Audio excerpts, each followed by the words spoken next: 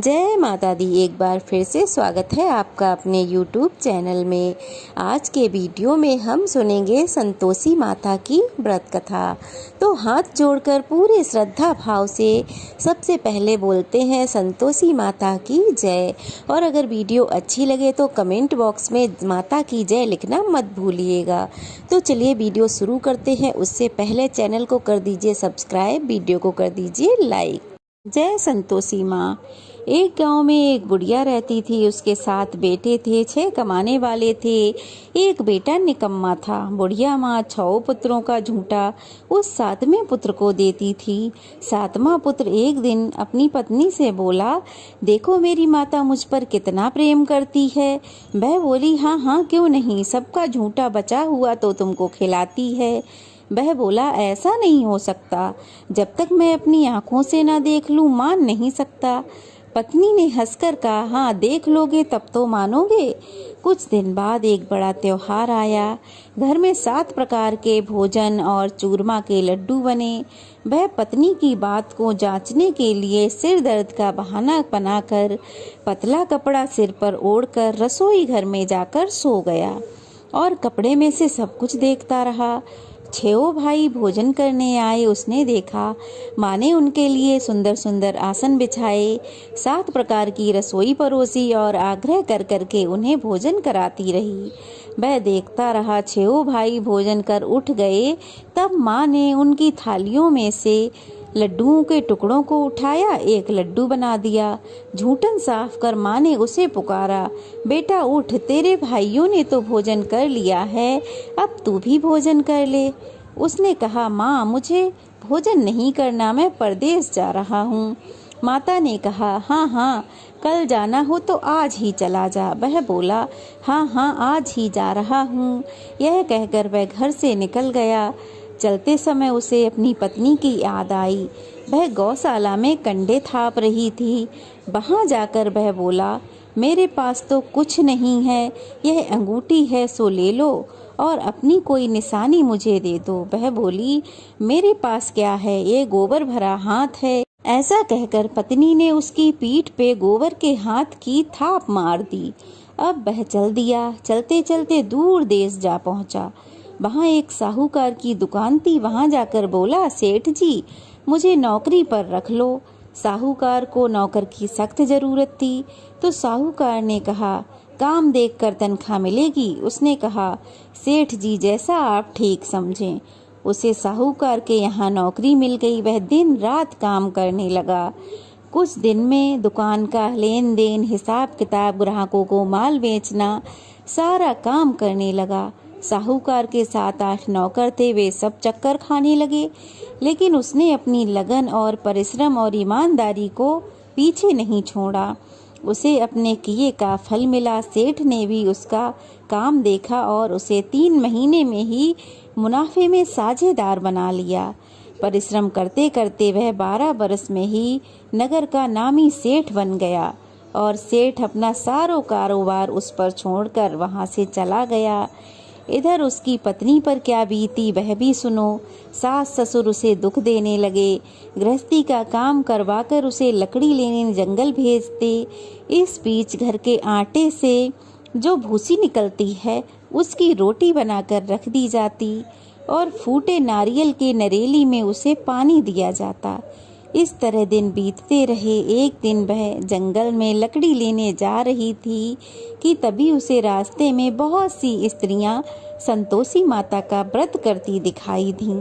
वह वहां खड़ी होकर पूछने लगी, बहनों तुम ये किस देवता का व्रत करती हो और इसके करने से क्या फल मिलता है? इस व्रत को करने की क्या विधि है? यदि तुम अपने इस व्रत का विधान मुझे समझा कर कहोगी तो मैं तुम्हारा बड़ा एहसान मानूंगी। उनमें से एक स्त्री बोली, सुनो यह माता संतोषी का व्रत है। इसके करने से निर्धनता दरिद्रता का नाश होता है, लक्ष्मी माँ आती हैं, मन की सभी चिंताएं दूर हो जाती हैं, मन को प्रसन्नता और शांति मिलती है, निपुति को पुत्र मिलता है, प्रीतम बाहर गया हो तो शीघ्र ही लौट आता है, कुंवारी कन्याओं को मनपसंद वर मिलता है, चलता हुआ मुकद्दमा खत्म हो जाता है, कलेश से निवृत्ति मिलती है, सुख शांति होती है, घर में धन जमा हो जाता है, धन जायदाद का लाभ होता है तथा मन में और अन्य कोई भी कामना हो वह सब संतोषी माता की कृपा से अवश्य ही पूर्ण हो जाती है। तब वह पूछने लगी, यह व्रत कैसे किया जाता है, यह भी बताओ तो बड़ी कृपा होगी। वह स्त्री कहने लगी, बिना परेशानी श्रद्धा और प्रेम से जितना भी बन सके प्रसाद लेना, 5.25 पैसे से 5.25 आने तथा इसमें भी ज्यादा शक्ति और भक्ति के अनुसार गुड़ और चना लें। हर शुक्रवार को निराहार रहकर कथा कहना सुनना, इसके बीच में नियम ना टूटे, लगातार नियमों का पालन करना। सुनने वाला कोई ना मिले तो घी का दीपक जलाकर उसके आगे जल के पात्र को रखकर कथा कहना, परंतु नियम ना टूटे जब तक कि कार्य सिद्ध ना हो जाए। जब तक कार्य सिद्ध ना हो नियम पालन करना और कार्य सिद्ध हो जाने पर व्रत का उद्यापन करना। 3 मास में माता पूरा फल प्रदान करती हैं। यदि किसी के ग्रह खोटे हैं तो भी माता 1 वर्ष में अवश्य ही अनुकूल फल देती हैं। कार्य सिद्ध होने पर उद्यापन करना चाहिए, बीच में नहीं। उद्यापन में 2.5 सेर आटे का खाजा तथा इसी अनुसार तथा खीर बना लें तथा चने का साग बना लें और फिर 8 बच्चों को भोजन कराएं।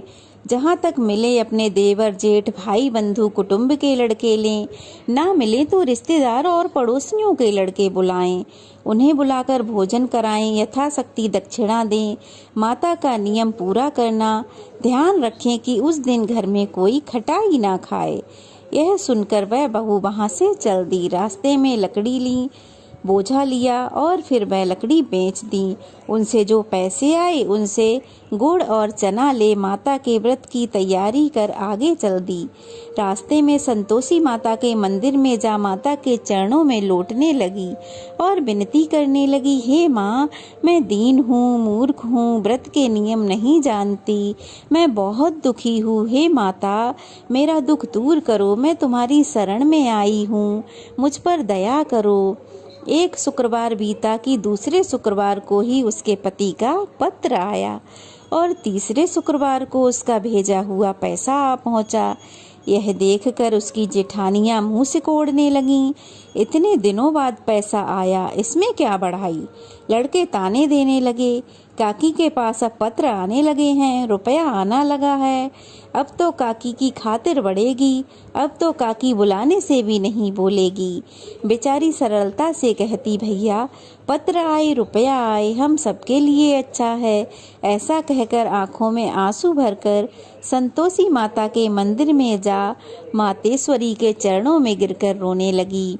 माँ, मैंने तुमसे पैसा नहीं मांगा, मुझे पैसे से क्या काम, मुझे तो अपने सुहाग से काम है, मैं तो अपने स्वामी के दर्शन और सेवा मांगती हूँ। तब माता ने प्रसन्न होकर कहा, जा बेटी, तेरा स्वामी जल्दी ही आएगा। यह सुन खुशी से बावली होकर वह घर आकर काम करने लगी। संतोषी माँ विचार करने लगी, इस भोली पुत्री से मैंने कह तो दिया कि तेरा पति शीघ्र आएगा, पर वह आएगा कहाँ से, वह तो इसे स्वप्न में भी याद नहीं करता। उसे इसकी याद दिलाने मुझे ही जाना पड़ेगा। संतोषी माता ने उस बुढ़िया के बेटे को स्वप्न में समझाया, पुत्र, तेरी पत्नी बड़े कष्ट उठा रही है, घर वाले उसे बड़े कष्ट दे रहे हैं, तू शीघ्र जा उसकी सुधि ले। वह बोला, माता, मैं तो यह सब नहीं जानता, परंतु मैं क्या करूं, वहां कैसे जाऊं, परदेश की बात है, लेन देन सारा हिसाब किताब है, कोई जाने का रास्ता नजर नहीं आता, आप ही कोई राह दिखाएं कि मैं कैसे जाऊं। माँ कहने लगी, सवेरे नहा धोकर संतोषी माता का नाम ले, घी का दीपक जला दंडवत कर दुकान पर जा बैठना। देखते देखते तेरा सारा लेन देन चुक जाएगा, जमा माल बिक जाएगा, सांझ होते होते धन का ढेर लग जाएगा। वह अगले दिन सुबह जल्दी उठा। उसने अपने मित्र बंधुओं परिचितों को स्वप्न में माता द्वारा की गई बात कह सुनाई। वे सब उसकी खिल्ली उड़ाने लगे। वे कहने लगे, कभी सपने की बात भी सच होती है।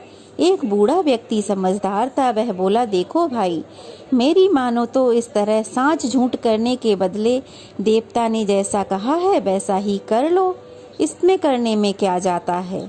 बूढ़े की बात मानकर वह नहा धोकर संतोषी माता का नाम ले उन्हें प्रणाम कर उनके आगे एक घी का दीपक जलाकर दुकान पर जा बैठा। अब क्या, देखते ही देखते उसका सारा माल बिक गया। शाम तक धन का ढेर लग गया। वह हैरान हुआ, मन में संतोषी माता का नाम ले प्रसन्न हो अपने घर जाने के वास्ते गहना कपड़ा खरीदने लगा। सब काम से निपटकर वह घर की ओर रवाना हुआ।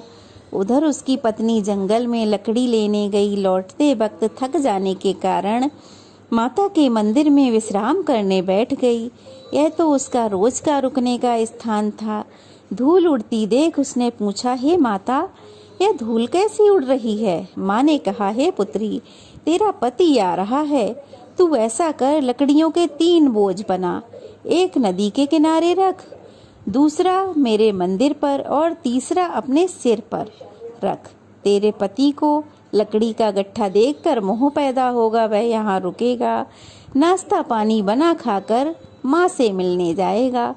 तू लकड़ी का बोझ उठाकर जाना और बीच चौक में गट्ठा डालकर जोर से 3 आवाज लगाना।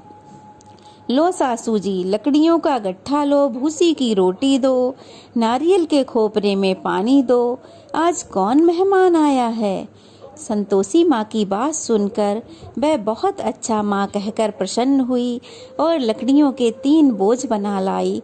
एक नदी तट पर रखा, दूसरा माता के मंदिर पर। इतने में ही एक मुसाफिर आ पहुँचा। सूखी लकड़ी देख उसको इच्छा हुई कि अब यहीं विश्राम कर ले, भोजन बना खाकर फिर गांव को चले। इस प्रकार भोजन बनाकर खाया, विश्राम कर वह अपने गांव को गया। उसी समय बहू सिर पर लकड़ी का गट्ठा लिए आई। उसने गट्ठा को आंगन में डाला और जोर से 3 आवाजें दी। लो सासू जी, लकड़ी का गट्ठा लो, भूसी की रोटी दो, नारियल के खोपरे में पानी दो, आज कौन मेहमान आया है। यह सुनकर सास अपने दिए हुए कष्टों को भुलाने के लिए कहने लगी, बहू, तू ऐसा क्यों कहती है, तेरा मालिक ही तो आया है। आ बैठ, मीठे भात खा, गहने कपड़े पहन। पत्नी की आवाज सुनकर उसका स्वामी बाहर आया और उसके हाथ में पहनी अंगूठी देख व्याकुल हो गया और माँ से पूछने लगा, माँ यह कौन है। माँ बोली, बेटा तेरी पत्नी है, आज 12 बरस हो गए।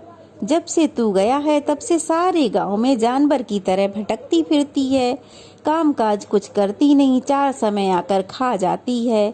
अब मुझे देखकर भूसी की रोटी और नारियल के खोपरे में पानी मांगती है। वह बोला, माँ मैं इसे भी जानता हूँ और तुम्हें भी, मुझे दूसरे घर की चाबी दो, मैं उसमें रहूँगा। माँ ने कहा, ठीक है बेटा, जैसी तेरी मर्जी। कहकर माँ ने चाबी का गुच्छा बेटे के सामने रख दिया। उसने दूसरे घर को खोला और सारा सामान उसमें जमाया। एक ही दिन में वहाँ राजा के महल के समान ठाट बाट बन गए। अब क्या था, वह सुख भोगने लगी। अगला शुक्रवार आया। उसने अपने पति से कहा, मुझे माता का उद्यापन करना है। पति ने कहा, बहुत अच्छा, खुशी से करो। वह उद्यापन की तैयारी करने लगी। जेठ के लड़कों को भोजन के लिए कहने गई। उन्होंने मंजूर किया, परंतु पीछे से जिठानी ने अपने बच्चों को सिखाया, देखो रे, भोजन के समय सब लोग खटाई मांगना, जिससे उसका उद्यापन पूरा ना हो।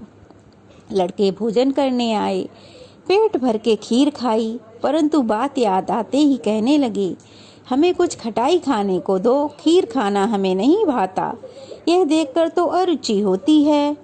बहू ने कहा, खटाई किसी को नहीं मिलेगी। बच्चे उठ खड़े हुए, बोले, ठीक है, पैसे लाओ। भोली बहू कुछ जानती नहीं थी, तो उसने बच्चों को पैसे दे दिए।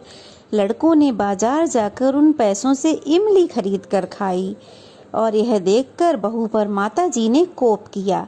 राजा के दूत उसके पति को पकड़ कर ले गए। अब सब उसकी जेठानियां ताने देने लगीं, चोरी करके लाया होगा, अब सब मालूम पड़ जाएगा। जब जेल की रोटी खानी पड़ेगी। बहू से यह वचन सहन नहीं हुए। वह संतोषी माता के मंदिर में गई और कहने लगी, हे माता, यह तुमने क्या किया? हंसा कर क्यों रुलाने लगी? माता बोली, पुत्री, तूने मेरा व्रत भंग किया, इतनी जल्दी सब बातें भुला दी। वह बोली, माता, भूली तो नहीं हूँ ना, कुछ अपराध किया है, मुझे तो उन लड़कों ने भूल में डाल दिया, मुझे क्षमा करो माँ। माँ बोली, ऐसी भूल कभी मत करना। यह बोली, अब कोई भूल नहीं होगी माँ, अब बताओ मेरे पति कैसे आएंगे? माँ बोली, पुत्री, जा, तेरा पति तुझे रास्ते में ही मिलेगा। वह मंदिर से निकलकर बाहर आई तो रास्ते में उसे उसका पति आता मिला।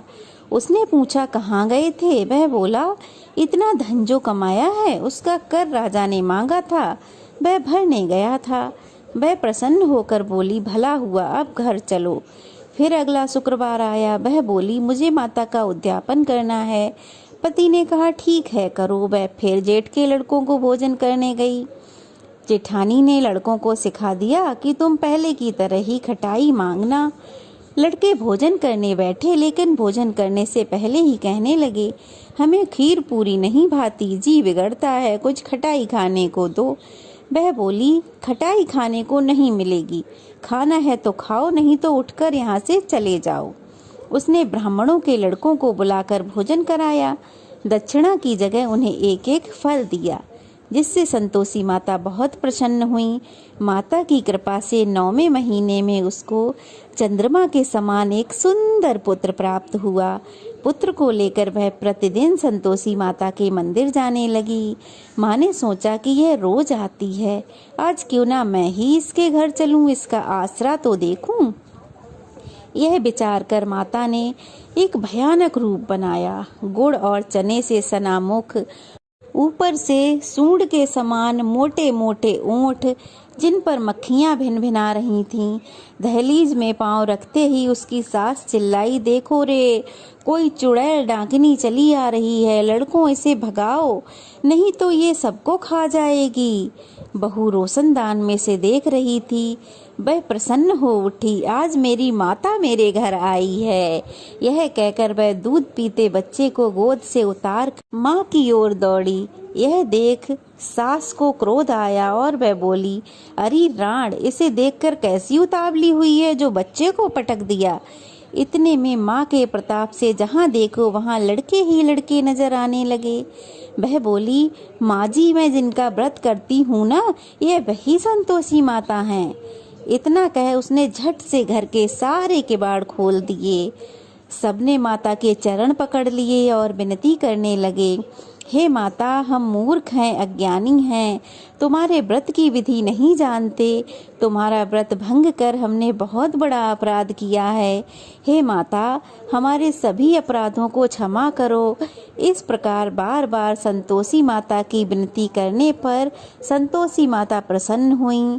इसके बाद उसकी सास कहने लगी, हे माता, आपने जैसा फल बहू को दिया वैसा हम सब को देना। हे माता, हम सब पर प्रसन्न हो, हमसे जो गलती हुई उसके लिए हमें क्षमा करो। अब संतोषी माता उन सब से प्रसन्न हुई। वे सब बहुएं मिलकर संतोषी माता का व्रत करने लगीं। अब माता के प्रताप से उन सब के घर में धन के भंडार भर गए। घर आंगन में खुशियां ही खुशियां खिलखिलाने लगीं। हे संतोषी माता, जैसे आपने बहू के भंडार भरे, वैसे ही जो भी इस व्रत की कथा को पढ़े अथवा सुने, उन सब के भी भंडार भरना। जय संतोषी माता। तो यह थी संतोषी माता की व्रत कथा। कैसी लगी कमेंट बॉक्स में ज़रूर बताइएगा। अच्छी लगी हो तो वीडियो को लाइक कीजिए, कमेंट बॉक्स में संतोषी माता की जय लिखिए और अगर नए हैं तो प्लीज़ चैनल को सब्सक्राइब कीजिए।